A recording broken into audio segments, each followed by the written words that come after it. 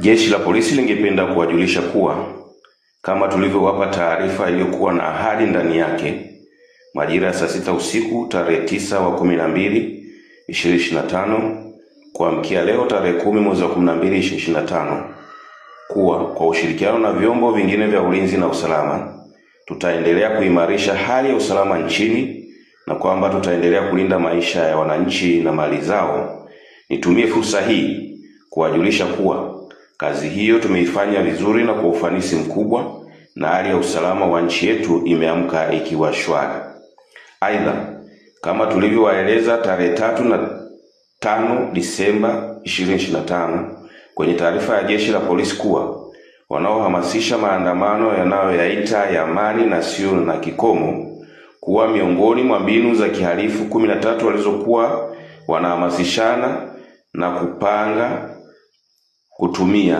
kupitia klabu za mitandaoni na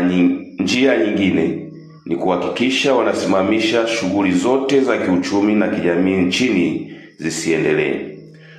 Tumewafuatilia kwa karibu na kwa muda mrefu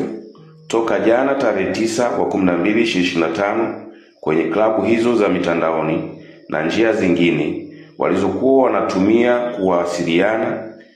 wakipanga na kuhamasishana.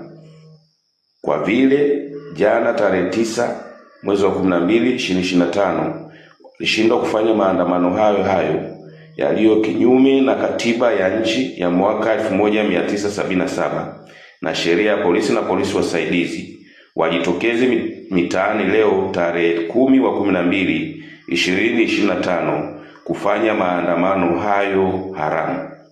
Jeshi la Polisi linaendelea kuwakumbusha, kuwasisitiza na kuwaonya wasifanye hivyo, kwani wanachokiita maandamano ya amani yasiyo na kikomo yalipigwa marufuku toka tarehe 5/12/2025 kwa sababu yamekosa sifa kulingana na matakwa ya sheria mama,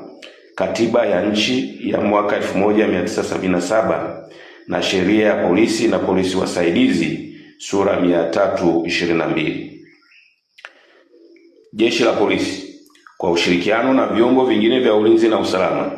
tunawahakikishia wananchi tutaendelea kulinda usalama wa nchi yetu sambamba na maisha na mali zenu. Jeshi la Polisi kwa ushirikiano na vyombo vingine vya ulinzi na usalama tunawahakikishia wananchi tutaendelea kulinda usalama wa nchi yetu